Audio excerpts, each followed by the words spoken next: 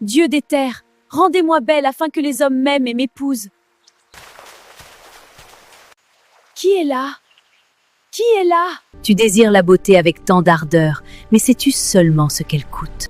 Je veux seulement être aimée, une seule fois. Je t'aiderai, mais il y aura un prix à payer. Prends ceci, porte-le autour de ta taille, et tu deviendras belle. Écoute-moi attentivement. Ne retire jamais ce bijou de taille, et ne laisse jamais aucun homme le voir. Nadira accepta sans hésiter. Mais juste avant de poser une autre question, « Et si je me marie et que mon mari veut s'unir à moi ?» La vieille femme avait déjà disparu. Nadira se réveilla en sursaut avant l'aube, le corps trempé de sueur, le souffle court, le cœur affolé. Quand elle sortit pour aller chercher de l'eau, le premier coq n'avait pas encore chanté. Le ciel était pâle, suspendu entre la nuit et le matin.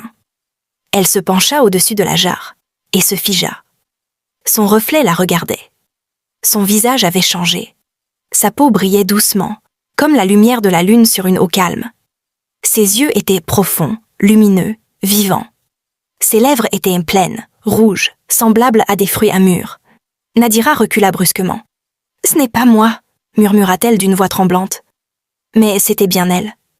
Lorsque le soleil se leva complètement, le village s'éveilla. Et le village remarqua. Les femmes s'arrêtèrent net en plein pilage de l'igname. Les jeunes filles restèrent immobiles, la bouche entr'ouverte. Les hommes qui se rendaient au champ ralentirent leurs pas, incapables de détourner le regard. « Qui est cette femme ?» murmura quelqu'un. « Est-ce Nadira ?» demanda une autre voix. « Non, ce n'est pas possible. » Nadira marchait la tête baissée, le cœur battant à tout rompre. Partout où elle passait, les regards la suivaient. Pour la première fois de sa vie, personne ne riait. On la regardait. Avant même que le soleil n'atteigne le milieu du ciel, 3 hommes se présentèrent devant la case de sa grand-mère. Ils apportaient des noix de cola. Ils apportaient des cadeaux. Ils apportaient des paroles sérieuses et des intentions claires. Nadira se tenait derrière la cloison, tremblante. La voix de sa grand-mère vacillait lorsqu'elle les accueillit. « Ma fille, Nadira !» l'appela-t-elle ensuite, inquiète. « Pourquoi des hommes te cherchent-ils ainsi ? C'est étrange. » Nadira s'avança. Sa grand-mère poussa un cri étouffé. Elle porta la main à sa poitrine et s'assit lentement. « Dieu de nos ancêtres !» murmura-t-elle. « Qu'est-il arrivé à mon enfant ?» Nadira ne trouva aucune réponse. À partir de ce jour-là, la vie de Nadira bascula. Les hommes commencèrent à rivaliser pour attirer son attention. Ceux qui, autrefois, détournèrent le regard lorsqu'elle passait, cherchaient désormais le moindre prétexte pour croiser son chemin. Les mères murmuraient son nom à leur fils à voix basse, comme si elle était devenue une bénédiction qu'il fallait saisir rapidement avant qu'elle ne disparaisse. Son rire, qu'elle avait étouffé pendant des années, revint peu à peu, d'abord timide, presque hésitant, puis plus libre, plus clair, comme s'il redécouvrait lui aussi le droit d'exister.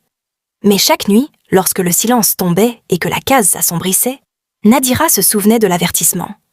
Avant de s'endormir, elle posait toujours la main sur le collier caché sous son pagne. Elle le resserrait légèrement, comme pour s'assurer qu'il était bien là. Elle ne le retirait jamais. Parfois, au cœur de la nuit, elle sentait les perles devenir chaudes contre sa peau, presque brûlantes, et il lui semblait entendre des murmures indistincts, comme des voix lointaines qui se répondaient. Mais lorsque le jour se levait, entourée d'admiration, de compliments et de regards envieux, Nadira repoussait ses pensées au fond de son esprit. Après tout, elle était enfin aimée. Les hommes qui l'avaient autrefois humiliée se disputaient maintenant le droit de la courtiser. Les femmes la regardaient avec un mélange de jalousie et de crainte. En quelques jours seulement, Nadira choisit un époux. Il s'appelait Kélan, un commerçant respecté, connu pour sa patience et sa parole droite. Le mariage fut célébré rapidement, dans les chants, les danses et les battements de tambour que Nadira avait tant de fois entendus avec douleur. Cette fois pourtant, ces sons ne lui semblaient plus être des moqueries. Elle quitta la case de sa grand-mère pour rejoindre celle de son mari. La nuit de noces arriva. À l'intérieur de la maison, Kélan l'attendait. Mais Nadira était assise dehors, le dos appuyé contre le mur de terre, son pagne fermement serré autour de sa taille. Son cœur battait comme un tambour de cérémonie, rapide et affolé. À l'intérieur, elle entendait Kélan se déplacer doucement, racler sa gorge, faire quelques pas hésitants. La lampe à huile projetait son ombre sur le mur, grande et immobile, comme s'il attendait avec patience. Les mains de Nadira reposaient sur son ventre, tremblantes. Elle se souvenait de l'avertissement de la vieille femme. Ne laisse jamais un homme voir le collier. Son souffle se bloqua dans sa poitrine. « Comment vais-je faire ?» murmura-t-elle dans un sanglot étouffé. « Comment vais-je m'unir à mon mari ? Comment vais-je porter des enfants ?» Des larmes roulèrent sur ses joues. Elle pensa à sa grand-mère. Elle pensa à la forêt. Elle pensa aux yeux brûlants de la vieille femme sous l'iroko. Le collier semblait plus chaud que d'habitude, plus serré, comme s'il voulait lui rappeler qu'il était toujours là. Elle pleura en silence, couvrant sa bouche pour que personne